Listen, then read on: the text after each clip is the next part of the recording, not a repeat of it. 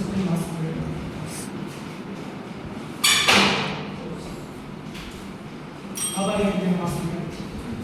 ಎರಡನೇ ವಿವಾದಾಂಶ, ಸಾಕ್ಷ್ಯಗಳನ್ನು ಸೃಷ್ಟಿಸುವುದನ್ನು ಮತ್ತು ಉದ್ದೇಶಪೂರ್ವಕವಾಗಿ ಇಡುವುದನ್ನು ತಡೆಯಲು ಉದ್ದೇಶಿಸಿರುವ ಕಾರ್ಯವಿಧಾನದ ರಕ್ಷಣೋಪಾಯದಲ್ಲಿ ವಿಫಲವಾದಾಗ ಆಯುಧವನ್ನು ಭೌತಿಕವಾಗಿ ವಶಕ್ಕೆ ಪಡಿಸಿಕೊಳ್ಳುವುದು ಇನ್ನೂ ಶಿಕ್ಷೆಗೆ ಆಧಾರವಾಗಬಹುದೇ ಮತ್ತು ಇದು ಸಂವಿಧಾನದ ಪರಿಚ್ಛೇದ 21ರ ಅಡಿಯಲ್ಲಿ ನ್ಯಾಯಸಮ್ಮತ ವಿಚಾರಣೆಯ ಹಕ್ಕನ್ನು ಉಲ್ಲಂಘಿಸುತ್ತದೆ.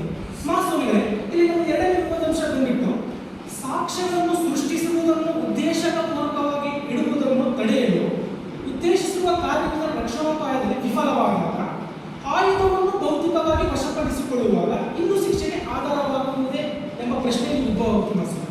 ಇಲ್ಲಿ ಭೌತಿಕವಾಗಿ ಅಂತಂದ್ರೆ BNSS 2023ರ 105ನೇ ಕಲಂ ಪ್ರಕಾರ ಯಾವುದೇ ಶೋಧನೆ ಮತ್ತು ಪೊಲೀಸರು ಇನ್ವೆಸ್ಟಿಗೇಷನ್ ಮಾಡುವ ಸಂದರ್ಭದಲ್ಲಿ ಇಲ್ಲಿ ಪಾರದರ್ಶಕವಾಗಿರಬೇಕು ಅವರ ಕಾರ್ಯ ಎಂಬ ಕಾರಣದಿಂದ 105 ಹೇಳುತ್ತಾ ಯಾವುದೇ ಕಾರ್ಯ ಶೋಧನೆ ಪ್ರಕ್ರಿಯೆ ಮಾಡುವಾಗ ಆಡಿಯೋ, ವಿಡಿಯೋ ಮತ್ತು ಯಾವ್ಯಾವ ಸಾಕ್ಷ್ಯಗಳು ಸಿಕ್ಕಿದವ ದಾಖಲಾತಿಯನ್ನು ಪಡೆದುಕೊಂಡು ಇದರ ಮೂಲ ಉದ್ದೇಶ ಏನು? ಪಾರದರ್ಶಕತೆ ಇರಬೇಕು. ಪೊಲೀಸರು ಮಾಡಿರುವ ಕರ್ತವ್ಯಗಳಲ್ಲಿ ಯಾವುದೇ ಅನುಮಾನಾಸ್ಪದವನ್ನು ಬರಬಾರದಂತಂದು ಇದೆ. ಈ ನಮ್ಮ ಪ್ರಕರಣದಲ್ಲಿ ಎರಡನೇ ವಿವಾದಾಂಶದಲ್ಲಿ ಏನಾಗಿದೆ ಅಂದ್ರೆ ಮಾಸ್ವಾಮಿಗಳೇ, ಇಲ್ಲಿ ಆಡಿಯೋ, ವಿಡಿಯೋ ಮಾಡಿರ್ತಾರೆ, ಅದು ಟೆಕ್ನಿಕಲ್ ಗ್ಲಿಚ್ ಇಂದ ಅದು ಕಳೆದೋಗಿದೆ ಅಂತಂದು ಇವರು ಹೇಳ್ತಾ ಇದ್ದಾರೆ ಮಾಸ್ವಾಮಿಗಳೇ. ಹಾಗೆ ಇದನ್ನು ತನಿಖೆಗೋಸ್ಕರ IT ತನಿಖಾಧಿಕಾರಿಗಳಿಗೆ ಕೊಟ್ಟಾಗ ಅಲ್ಲಿ ಸಮಿತಿ ಫಾರ್ಮೆಟ್ ಆಗಿದೆ. ಕಡೆಯದಾಗಿ ನಮ್ಮ ನ್ಯಾಯಾಲಯಕ್ಕೆ ಈ ಆಡಿಯೋ ಮತ್ತು ವಿಡಿಯೋ ದಾಖಲಾತಿ ಸಿಗಲಿಲ್ಲ. ಈ ಸಂದರ್ಭದಲ್ಲಿ ಪೊಲೀಸ್ ಅವರು ಏನ್ ಮಾಡ್ತಾರೆ ಮಾಸ್ವಾಮಿಗಳೇ, ಈ ಪೊಲೀಸರಿಗೆ ಅನಾಮಧೇಯ ಕರೆ ಬರುತ್ತೆ ಮಾಸ್ವಾಮಿಗಳೇ. ಅನಾಮಧೇಯ ಕರೆ ಬಂದಾಗ ಈ ಪೊಲೀಸರು ಯಾವುದೇ 22 ವರ್ಷದ ರೋಹನ್ ಎಂಬ ಮೆಕ್ಯಾನಿಕ್ ಗ್ಯಾರೇಜ್ನಲ್ಲಿ ಒಂದು ಮಾಸ್ವಾಮಿಗಳೇ ಅವತ್ತಿನ ಸನ್ನಿವೇಶ ಏನಾಗಿದೆ ಅಂತಂದ್ರೆ ಮಾಸ್ವಾಮಿಗಳೇ, ಅಲ್ಲಿ ದರೋಡೆ ಆಯ್ತಲ್ಲ, ಅಲ್ಲಿ ವಿಶಿಷ್ಟವಾದ ಬೆಳ್ಳಿಯ ಪಿಸ್ತೂಲ್ ಕಂಡು ಬಂದಿದ್ದು ಈ ಪೊಲೀಸರಿಗೆ ಈ ವ್ಯಕ್ತಿ ಗ್ಯಾರೇಜ್ ಅಲ್ಲಿ ಅದು ಕಂಡಿದೆ ಅಂತ ಅನಾಮಧೇಯ ಕರೆ ಬಂದಾಗ ಪೊಲೀಸರು ವಿಚಾರಣೆ ಮಾಡುವ ಸಂದರ್ಭದಲ್ಲಿ ಅವರು ಇಲ್ಲಿ ಆಡಿಯೋ, ವಿಡಿಯೋ ಮಾಡಿಟ್ಟು ಎಲ್ಲಾ ಪ್ರಕ್ರಿಯೆಗಳು ಸರಿಯಾಗಿ ಮಾಡಿದ್ದೇವೆ, ಈ ಸಂದರ್ಭದ ಕ್ವಶನ್ ಬರುತ್ತಿಲ್ಲ ಮಾಸ್ವಾಮಿಗಳೇ. ಇಲ್ಲಿ ಅವರು ಏನ್ ಮಾಡಿದ್ದಾರೆ, ಮಾಡಿದ ವಿಡಿಯೋ ಗ್ಲಿಚ್ ಆಗಿದೆ, ಆ ಸಿಕ್ಕಿದೆ ಅಂತ ಹೋದಾಗ ನಮಗೆ ಸಹಜವಾಗಿ ಬರುವಂತ ಅನುಮಾನ ಏನಂದ್ರೆ ಇಲ್ಲಿ ಪೊಲೀಸ್ನವರು ತಾವೇ ಸ್ವತಃ ಅದು ಏನಾದರೂ ಇಟ್ಟಿರ್ಬೋದು. ಇಲ್ಲಿ ರೋಹನ್ ಮಾಡಿದ್ದಾನೆ ಎಂಬ ಯಾವುದೇ ಬ್ಲೂ ಪ್ರಿಂಟ್ ಸಾಕ್ಷಿ ಇಲ್ಲ, ಯಾವುದೇ CCTV ದೃಶ್ಯಗಳು ಇಲ್ಲಿ ಕಂಡು ಬಂದಿಲ್ಲ. ಇಲ್ಲಿ ಕೇವಲ ಅನಾಮಧೇಯ ಕರೆ ಬಂದಿಲ್ಲ ಎಂದು ಕೇಳಿ ಪೊಲೀಸರು ಯಾವುದೇ ಬಲವಾದ ಸಾಕ್ಷಿಗಳ ಮಾಸ್ವಾಮಿಗಳೇ ಇಲ್ಲಿ ನಿರಪರಾಧ ರೋಹನ್ 20 ವರ್ಷ ಯುವಕನನ್ನು ಬಂಧನ ಮುಕ್ತ ಮಾಡಿದ್ದಾರೆ. ಫೆಬ್ರವರಿ 2ರಂದು ಈ ಘಟನೆ ಆಗಿದೆ. ಫೆಬ್ರವರಿ 10ನೇ ತಾರೀಕು ಅನಾಮಧೇಯ ಕರೆ ಬಂದ ತಕ್ಷಣವೇ ಪೊಲೀಸರು ಗ್ಯಾರೇಜ್ ಅಲ್ಲಿ ಬಂದು ಇವರನ್ನ ತೆಗೆದುಕೊಂಡು ಇಲ್ಲಿ ನಮಗೇನಂತ ಬರ್ತಾ ಇದೆ ಮಾಸ್ವಾಮಿಗಳೇ, ಭೌತಿಕವಾಗಿ ಆಯುಧಗಳನ್ನು ತೆಗೆದುಕೊಂಡಾಗ ವ್ಯಕ್ತಿಗೆ ಹೆಚ್ಚಿನ ಶಿಕ್ಷೆ ಆಗಬಹುದು ಅಂತಂದಾಗ ಖಂಡಿತವಾಗುತ್ತೆ ಮಾಸ್ವಾಮಿಗಳೇ.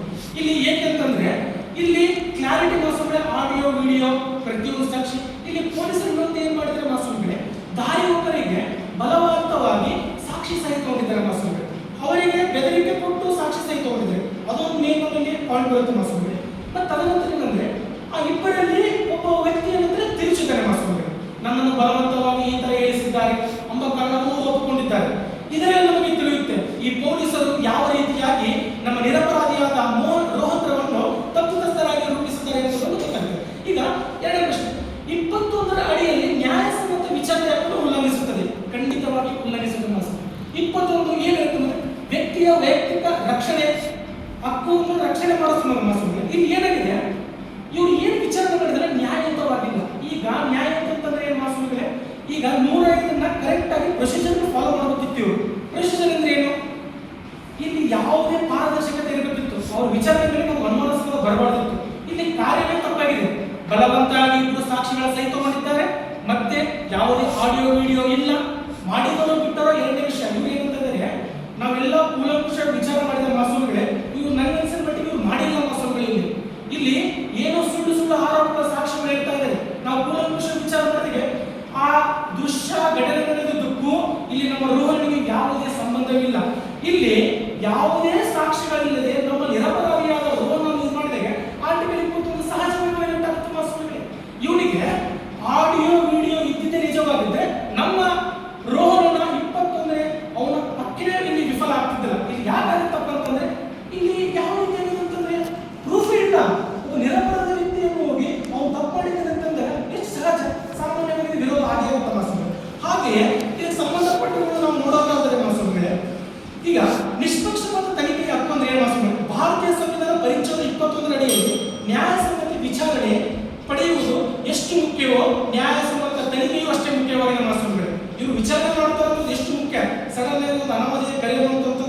ವ್ಯಕ್ತಿನ ಹೆಂಗೆ ಹಿಡ್ಕೊಂಡು ಹೋದ್ರೆ ತನಿಖೆ ಮಾಡೋದಷ್ಟೇ ಇಂಪಾರ್ಟೆಂಟ್ ಮಾಸ್ವಾಮಿಗಳೇ. ಹಾಗಾಗಿ ಮಾಸ್ವಾಮಿಗಳೇ, ನ್ಯಾಯದ ಪ್ರಕಾರ ತನಿಖೆ ಕೇವಲ ಸತ್ಯದ ಹುಡುಕಾಟವಲ್ಲ, ಅದು ನ್ಯಾಯಯುತವಾಗಿರಬೇಕು ಮತ್ತು ಪಾರದರ್ಶಕವಾಗಿರಬೇಕು.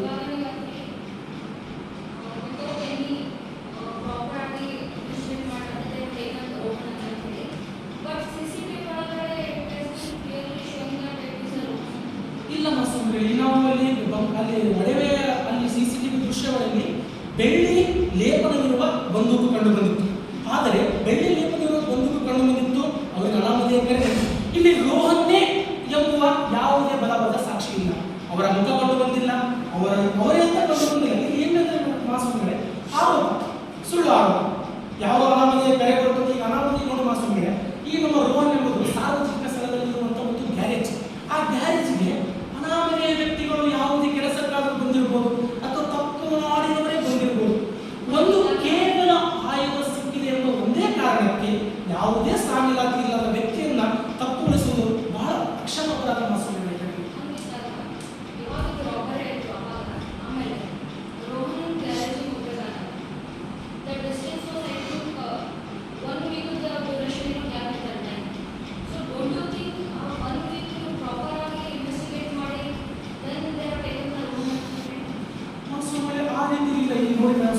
ಪೊಲೀಸರಿಗೆ ಇದು ಪ್ರಕರಣ ಆಗಿ ಬಂದ್ಬಿಟ್ಟು 2ನೇ ತಾರೀಕು, ಪೊಲೀಸರಿಗೆ ಕರೆ ಬಂದಿತ್ತು 10ನೇ ತಾರೀಕು.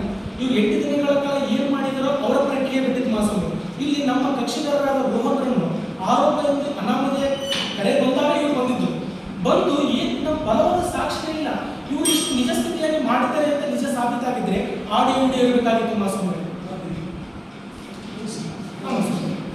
ಮೂರನೇ ವಿರೋಧಾಂಶ ಮಾಸ್ವಾಮಿ, ಕಾನೂನಾದ ವಿಡಿಯೋದ ಹೊರತಾಗಿ ಆಯುಧ ವಶಪಡಿಸುವುದಕ್ಕೆ ಕಾನೂನುಬದ್ಧವಾಗಿ ಮಾನ್ಯವಾಗಿದೆ ಎಂದು ಭಾವಿಸಲು ಮುಖ್ಯ ದರೋಡೆಯಲ್ಲಿ ರೋಹನ್ ಶಾಮಿ ಪ್ರಾಸಿಕ್ಯೂಷನ್ ಅವರು ಯುಕ್ತ ಸಂದೇಹಕ್ಕೆ ಆಸ್ಪದವೆಂದು ವ್ಯಕ್ತಪಡಿಸಿದ್ದಾರೆ. ನೋಡಿ ಮಾಸ್ವಾಮಿಗಳಿಗೆ, ಮೊದಲನೇದಾಗಿ ಆ ಸನ್ನಿವೇಶ ನಡೆದ ಘಟನೆಯಲ್ಲಿ ಯಾವುದೇ ಬಲವಾದ ಸಾಕ್ಷಿ ಇಲ್ಲ. CCTV ದೃಶ್ಯಾವಳಿಯಲ್ಲಿ ನಮ್ಮ ರೋಹನ್ ಕಂಡು ಬಂದಿಲ್ಲ, ಮತ್ತೆ ಯಾವುದೇ ಫಿಂಗರ್ ಪ್ರಿಂಟ್ ಇಲ್ಲ. ಈಗ ಕೇವಲ ಇದು ಹೆಂಗಿದೆ ಅಂದ್ರೆ ಮಾಸ್ವಾಮಿಗಳೇ, ಊಹಾ ಯಾರೋ ಕರೆ ಮಾಡಿದಂತ ಅನಾಮಧೇಯ ವ್ಯಕ್ತಿನ ಬಂದು ಆರೋಪಣ ಮಾಡಿಕೊಂಡು ಇವರು ಅರೆಸ್ಟ್ ಮಾಡಿದ್ದು. ಈ ಜಿಲ್ಲಾ ನ್ಯಾಯಾಲಯ, ಉಚ್ಚ ನ್ಯಾಯಾಲಯ ಇಷ್ಟೆಲ್ಲ ನಾವು ಯಾವ ರೀತಿ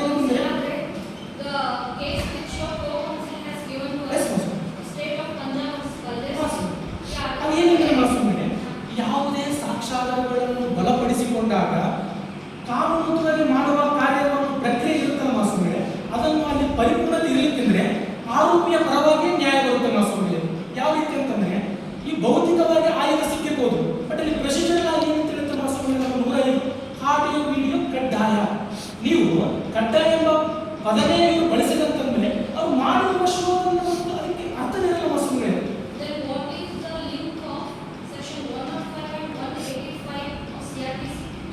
ಮಾಸ್ವಾಮಿಗಳೇ, ಆ 185 ಬಗ್ಗೆ ನನಗೆ ಮಾಹಿತಿ ಇಲ್ಲ. 105 ಬಗ್ಗೆ ಬಲವಾಗಿ ನಾನು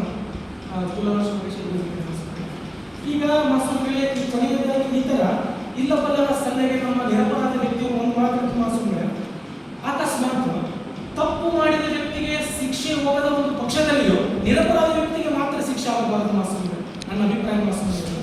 ಕೊನೆಯದಾಗಿ ಪ್ರಾರ್ಥನೆ ಏನಂದ್ರೆ ಮಾಸ್ವಾಮಿಗಳೇ, ಎತ್ತಲಾದ ವಿಷಯಗಳು, ಮಂಡಿಸಲಾದ ವಾದಗಳು, ಉಲ್ಲೇಖಿಸಲಾದ ಅಧಿಕಾರ ವ್ಯಾಪ್ತಿಗಳ ಹಿನ್ನೆಲೆಯಲ್ಲಿ ಅರ್ಜಿದಾರರು ಗಣವೆತ್ತ ಇಂಡಿಕಾ ಸರ್ವೋಚ್ಚ ನ್ಯಾಯಾಲಯದ ಮುಂದೆ ಈ ಕೆಳಗಿನಂತೆ ವಿನಮ್ರವಾಗಿ ಪ್ರಾರ್ಥಿಸುತ್ತಾರೆ. ಅರ್ಜಿದಾರರು ಶಿಕ್ಷೆಯನ್ನು ರದ್ದುಗೊಳಿಸಬೇಕು.